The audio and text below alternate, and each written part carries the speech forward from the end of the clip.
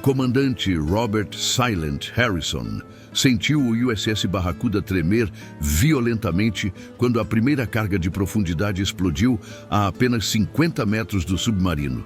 Era 06h15 de uma manhã de setembro de 1943 e sua tripulação de 72 homens estava prestes a enfrentar as 24 horas mais perigosas de suas vidas, cercados por 8 navios japoneses nas águas hostis do Pacífico Sul.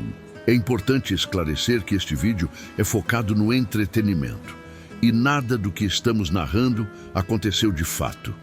Todo o conteúdo é totalmente fictício, baseado em acontecimentos da Segunda Guerra Mundial, mas criado especificamente para fins narrativos e de entretenimento. Harrison observou os instrumentos do periscópio e confirmou seus piores temores. Destroyers japoneses, classe Fubuki, formavam um círculo mortal ao redor de sua posição, lançando cargas de profundidade em padrão sistemático que tornava impossível qualquer tentativa de fuga. O Barracuda estava encurralado a 120 metros de profundidade, com reservas de ar para no máximo 24 horas. Comandante, sussurrou o tenente Mike O'Connor, oficial de sonar. Contato confirmado. 8 navios inimigos em formação de cerco, 2 destroyers classe Fubuki, 4 corvetas de escolta e 2 cruzadores ligeiros. Estão executando o padrão de busca coordenado. A situação era desesperadora. Harrison havia comandado 17 missões de patrulha no Pacífico, mas nunca enfrentara cerco tão organizado e implacável. Os japoneses haviam detectado o Barracuda durante ataque noturno contra comboio de suprimentos e agora executavam operação de caça que não permitiria erro ou hesitação. Profundidade atual e condição dos sistemas? Perguntou Harrison, calculando as opções limitadas disponíveis para sua tripulação. 120 metros, todos os sistemas operacionais. Baterias com carga para 18 horas de operação submersa. Ar suficiente para 24 horas com consumo controlado, relatou O'Connor, verificando instrumentos vitais. Harrison sabia que enfrentava dilema impossível. Permanecer submerso significava morte lenta por asfixia, mas tentar emergir resultaria em destruição imediata pela artilharia japonesa. Era uma armadilha perfeita, executada por comandantes experientes que conheciam limitações dos submarinos americanos. Sargento Murphy, disse Harrison ao chefe de máquinas, reduza consumo de energia ao mínimo, desligue todos os sistemas não essenciais. Precisamos estender nossa autonomia ao máximo.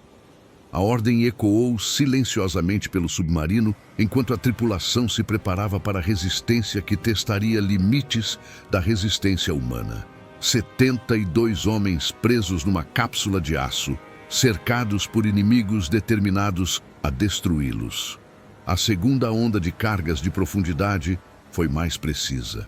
3 explosões simultâneas fizeram o Barracuda balançar violentamente, quebrando instrumentos e ferindo 2 marinheiros. Harrison sentiu água começar a vazar através de pequenas rachaduras no casco, sinalizando que a pressão estava testando limites estruturais do submarino. Danos reportados? Perguntou Harrison, mantendo calma profissional enquanto avaliava a gravidade da situação. Vazamentos menores no compartimento de torpedos, sistema de ventilação danificado no setor 3. Nada crítico ainda, mas o casco está sofrendo pressão extrema, relatou Murphy, verificando relatórios de danos de toda a embarcação. Harrison observou o cronômetro na parede da sala de comando. 06h32. 17 minutos desde o início do cerco, e os japoneses já haviam demonstrado precisão mortal. Se mantivessem esse ritmo de ataque, o Barracuda não resistiria até o meio-dia. Tenente O'Connor, análise do padrão de ataque inimigo.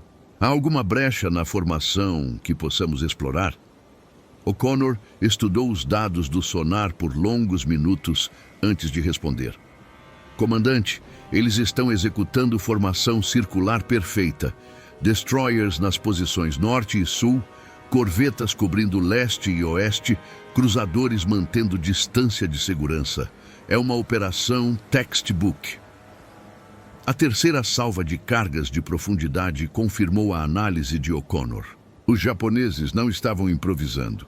Executavam um procedimento padrão de caça a submarinos, metodicamente reduzindo a área de manobra até forçar o Barracuda a emergir ou morrer por asfixia.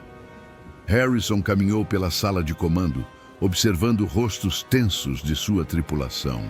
Eram homens experientes, veteranos de múltiplas patrulhas, mas nunca haviam enfrentado situação tão desesperadora. A morte estava literalmente cercando-os em todas as direções. "Comandante", disse o cabo Jenkins, operador de rádio, "interceptamos comunicações japonesas. Estão coordenando ataques em intervalos de 15 minutos, aumentando precisão a cada salva." A informação confirmou os temores de Harrison. Os japoneses não tinham pressa. Sabiam que o tempo trabalhava a favor deles. Cada minuto que passava reduzia reservas de ar e energia do Barracuda, aproximando-o da morte inevitável. "Quantos torpedos temos disponíveis?" perguntou Harrison, considerando a opção desesperada. 6 torpedos Mark 14 no compartimento dianteiro, 2 no traseiro. "Mas, comandante, atacar significaria revelar nossa posição exata", respondeu O'Connor. Era o dilema central da situação. Atacar oferecia chance mínima de quebrar o cerco, mas garantia destruição imediata pela resposta japonesa. Permanecer oculto prolongava a agonia, mas oferecia esperança de que algo mudasse nas próximas horas. Harrison estudou cartas náuticas da região, procurando qualquer vantagem tática que pudesse explorar. O fundo oceânico nesta área era irregular, com formações rochosas que poderiam mascarar a assinatura do sonar, mas alcançá-las exigiria movimento que certamente seria detectado. "Sargento Murphy, qual nossa autonomia real se reduzirmos ainda mais o consumo de energia?" Murphy calculou rapidamente. "Podemos estender para 26 horas, desligando aquecimento e reduzindo iluminação ao mínimo. Mas, comandante, a temperatura interna cairá drasticamente." Era uma troca cruel. Mais tempo de vida em troca de condições que tornariam a espera ainda mais torturante. Harrison observou sua tripulação e viu determinação misturada com medo. Homens dispostos a lutar até o final, mas conscientes da realidade desesperadora. A quarta salva de cargas de profundidade foi a mais próxima até então. Uma explosão a menos de 30 metros fez o Barracuda inclinar violentamente, quebrando tubulações e causando vazamento mais sério no compartimento de máquinas. "Danos críticos reportados", gritou Murphy sobre o ruído de água entrando no submarino. "Bomba de drenagem número 2 fora de operação, vazamento significativo no casco inferior." Harrison compreendeu que havia chegado ao primeiro ponto de decisão crítica das próximas 24 horas. O Barracuda estava começando a tomar água, reduzindo ainda mais suas opções já limitadas. "Equipe de reparos para o compartimento de máquinas. Controlem esse vazamento a qualquer custo", ordenou Harrison, sabendo que cada gota d'água que entrava no submarino os aproximava da morte. O cronômetro marcava 07:15, 1 hora desde o início do cerco, e os japoneses haviam demonstrado que possuíam paciência e recursos para manter pressão implacável. Harrison observou seus homens trabalhando desesperadamente para manter o submarino operacional e compreendeu que as próximas 23 horas testariam limites da resistência humana. "Comandante", sussurrou O'Connor, "sonar detecta movimento na superfície. Parece que estão trazendo mais navios para reforçar o cerco." A informação confirmou que os japoneses levavam a operação muito a sério. Não se contentariam com cerco simples. estavam preparados para transformar a caça ao Barracuda numa operação de grande escala que garantiria a destruição do submarino americano. Harrison observou o oceano através do periscópio uma última vez, antes de ordenar descida para a profundidade máxima de segurança. Viu silhuetas dos navios japoneses cortando a superfície como tubarões famintos, patrulhando metodicamente enquanto preparavam próxima salva de cargas de profundidade. As 24 horas de inferno estavam apenas começando. Às 09h30, o USS Barracuda havia resistido a 12 salvas coordenadas de cargas de profundidade quando Harrison tomou a decisão mais arriscada de sua carreira: mover o submarino durante o próximo ataque para tentar alcançar formação rochosa detectada pelo sonar a 800 metros de distância. Era uma jogada desesperada que poderia salvar sua tripulação ou condená-la à morte imediata. "Tenente O'Connor", sussurrou Harrison, "calcule trajetória para as rochas do setor 7. Precisamos nos mover durante a próxima salva, quando o ruído das explosões mascarar nossos motores." O'Connor estudou dados do sonar e balançou a cabeça preocupado. "Comandante, é extremamente arriscado. Qualquer ruído detectado pelos japoneses resultará em concentração de fogo que destruirá o Barracuda instantaneamente." Harrison sabia que O'Connor estava certo, mas também compreendia que permanecer imóvel significava morte lenta e inevitável. O vazamento no compartimento de máquinas estava piorando. As baterias tinham energia para apenas mais 14 horas e o ar estava ficando viciado com dióxido de carbono. "Sargento Murphy", disse Harrison ao chefe de máquinas, "prepare motores para movimento silencioso. Velocidade mínima, apenas o necessário para alcançar as rochas."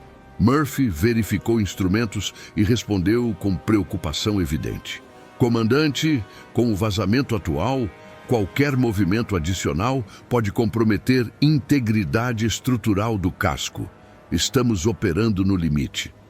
A 13ª salva de cargas de profundidade explodiu exatamente às 09h45, como os japoneses vinham fazendo metodicamente a cada 15 minutos.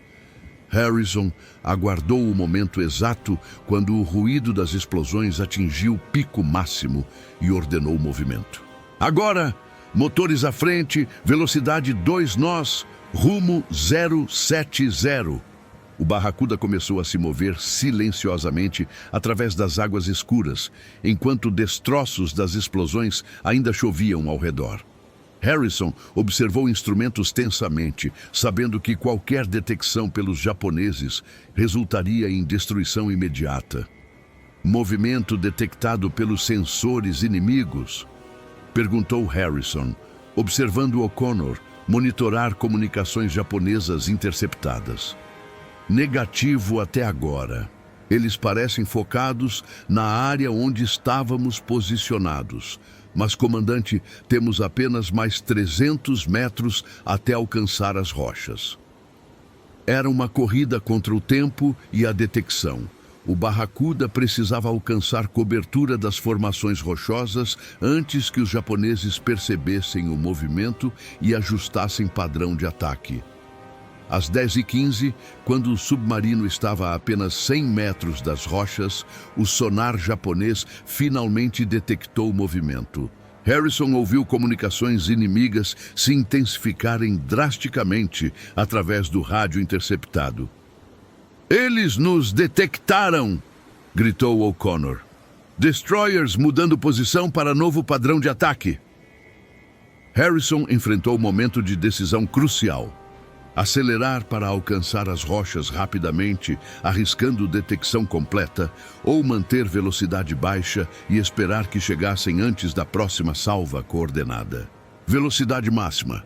Todas as máquinas à frente", ordenou Harrison, apostando tudo na velocidade. O Barracuda acelerou através da água, enquanto o ruído dos motores se tornava impossível de mascarar. Harrison sabia que havia revelado posição exata aos japoneses. mas esperava que as rochas oferecessem proteção suficiente contra cargas de profundidade. A 14ª salva foi devastadora. 20 cargas de profundidade explodiram simultaneamente na área onde o Barracuda havia estado minutos antes, criando ondas de choque que racharam vidros e instrumentos mesmo a 800 metros de distância. "Posição atual?" gritou Harrison sobre o rugido das explosões distantes. 50 metros das rochas. Quase alcançamos cobertura", respondeu Murphy, verificando navegação. O Barracuda deslizou entre formações rochosas submarinas, exatamente quando a 15ª salva explodiu na superfície. As rochas absorveram maior parte da onda de choque, protegendo o submarino de danos críticos. "Estamos em posição protegida", relatou O'Connor com alívio evidente. "As rochas estão mascarando nossa assinatura de sonar." Harrison observou instrumentos e compreendeu que havia ganhado tempo precioso, mas não havia resolvido o problema fundamental. O Barracuda ainda estava cercado, com recursos limitados e sem possibilidade de fuga. Análise da nova posição. "Quais opções temos agora?" perguntou Harrison, estudando cartas náuticas da região. O'Connor analisou dados por vários minutos antes de responder. "Comandante, as rochas oferecem proteção contra cargas de profundidade, mas também nos limitam. Só temos 2 rotas de saída, ambas monitoradas pelos japoneses. Era uma proteção que se tornava prisão. As rochas salvaram o Barracuda da destruição imediata, mas criaram nova armadilha que os japoneses certamente explorariam." Às 11h30, Harrison observou o padrão de ataque japonês mudar drasticamente. Em vez de salvas coordenadas, os destroyers começaram lançamento sistemático de cargas de profundidade ao redor das formações rochosas, tentando forçar o submarino a sair da proteção. "Eles mudaram estratégia", disse O'Connor, monitorando comunicações inimigas. "Estão preparando cerco prolongado. Vão nos manter presos até que o ar ou energia se esgotem." Harrison compreendeu que os japoneses haviam adaptado táticas à nova situação. Não tentariam mais destruição direta, forçariam morte lenta por asfixia ou falta de energia. "Condição atual dos sistemas vitais?" perguntou Harrison, avaliando recursos restantes. Murphy verificou instrumentos e respondeu com preocupação crescente. "Baterias com energia para mais 11 horas. Ar suficiente para 15 horas com consumo controlado. Vazamento estabilizado, mas perdemos 20% da capacidade de flutuação." Era uma equação mortal. Mesmo protegidos pelas rochas, tinham menos de 12 horas antes que sistemas vitais falhassem completamente. Harrison caminhou pela sala de comando, observando rostos de sua tripulação. Viu determinação misturada com resignação, homens que compreendiam gravidade da situação, mas mantinham disciplina militar. "Comandante", disse Jenkins, operador de rádio, "interceptei comunicação japonesa interessante. Parece que estão trazendo navio de salvamento para a operação prolongada." A informação confirmou que os japoneses estavam preparados para cerco de longa duração. Não tinham pressa.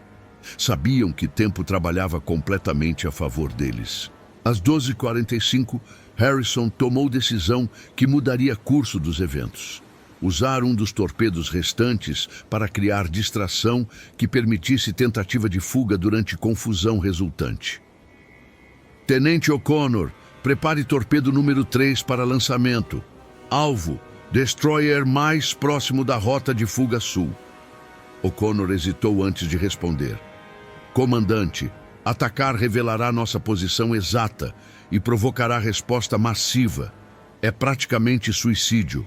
Harrison sabia que O'Connor estava certo, mas também compreendia que inação garantia morte certa.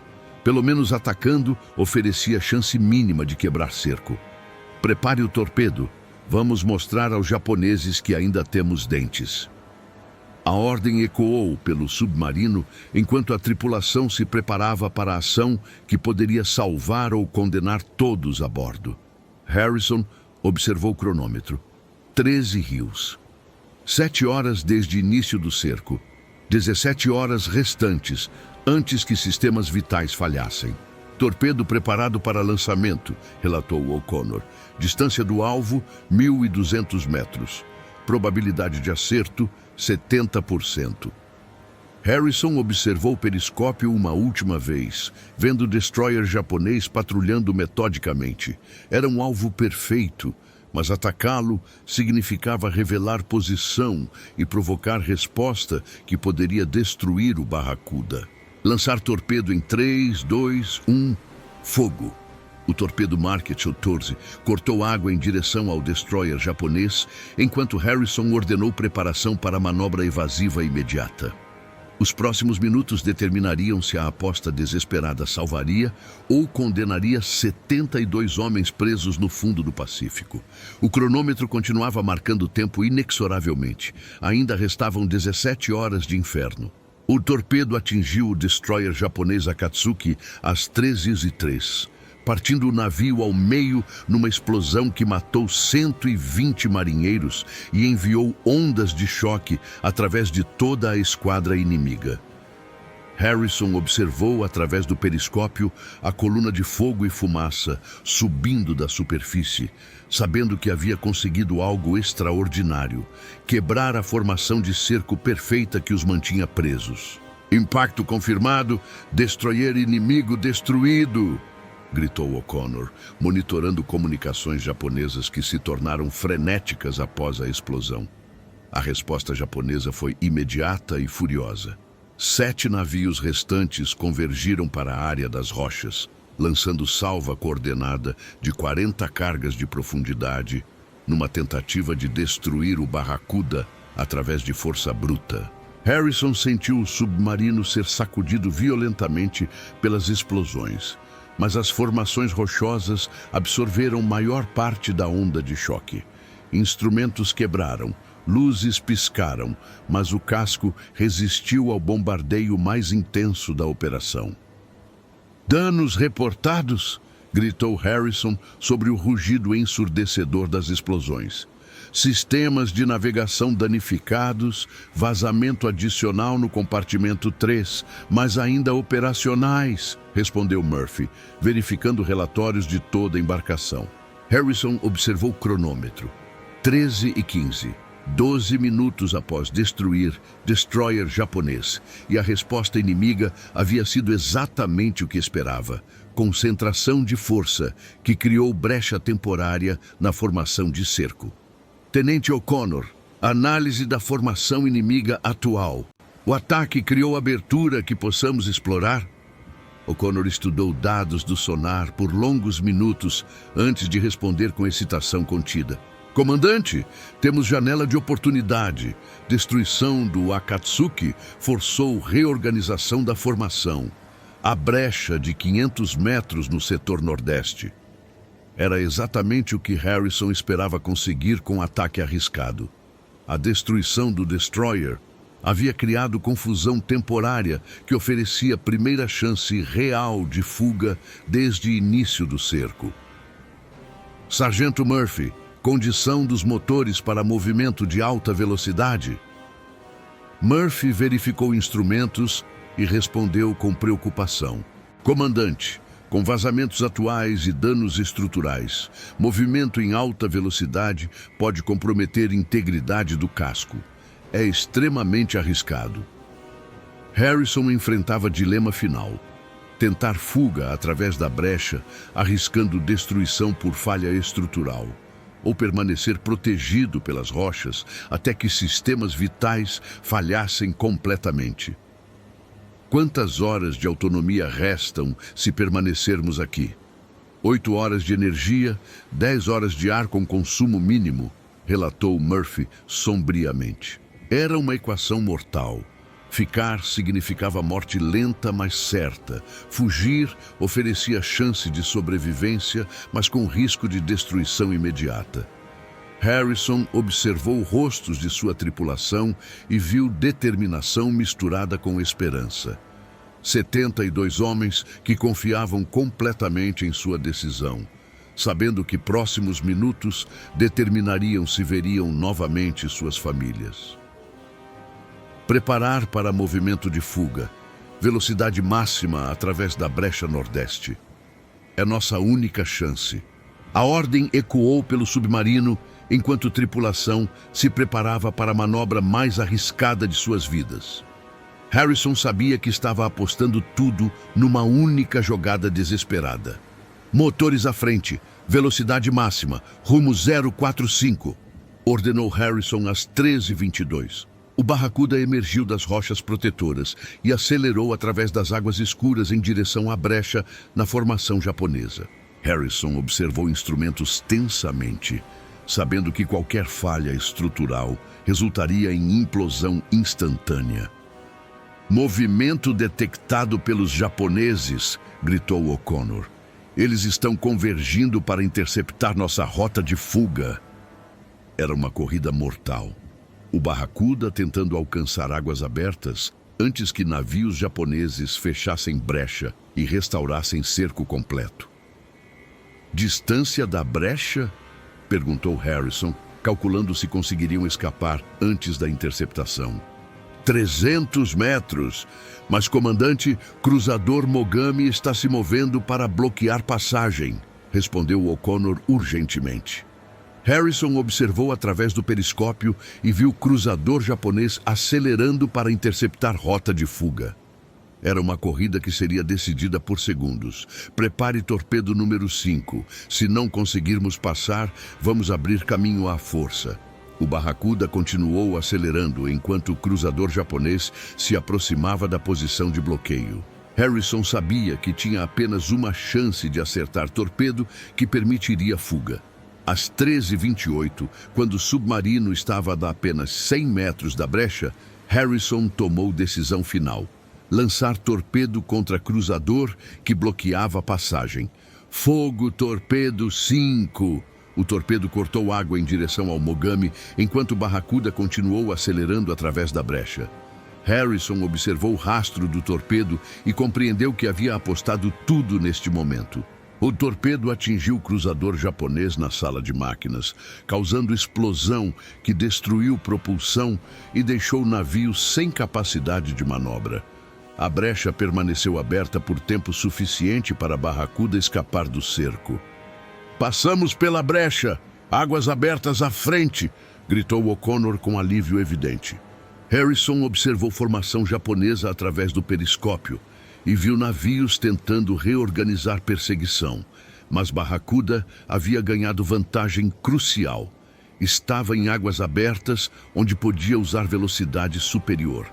"Rumo para a base naval mais próxima, velocidade máxima sustentável", ordenou Harrison, sabendo que ainda precisavam percorrer 200 milhas até segurança. As próximas 6 horas foram corrida desesperada através do Pacífico Sul. Barracuda manteve velocidade máxima enquanto navios japoneses executavam perseguição implacável, lançando cargas de profundidade sempre que conseguiam contato de sonar. Às 19h45, quando baterias estavam quase esgotadas e ar se tornava irrespirável, Harrison avistou silhuetas de destroyers americanos no horizonte. A 7ª Frota havia enviado força de resgate após interceptar sinais de socorro do Barracuda. "Contato visual com força amiga, destroyers classe Fletcher aproximando", relatou O'Connor com voz embargada pela emoção. Harrison observou navios americanos se posicionarem entre Barracuda e perseguidores japoneses, forçando inimigos a abandonar caça e retornar para águas seguras. O submarino emergiu completamente às 20h15, exatamente 14 horas após o início do cerco.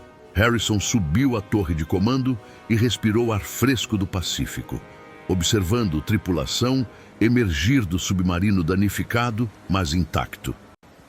"Comandante Harrison", disse capitão do destroyer de resgate através de alto-falante, "bem-vindo de volta." Relatório preliminar indica que vocês destruíram 2 navios japoneses durante fuga. Harrison observou Barracuda flutuando na superfície, casco rachado e superestrutura danificada, mas ainda operacional. 72 homens haviam sobrevivido às 24 horas mais perigosas de suas vidas.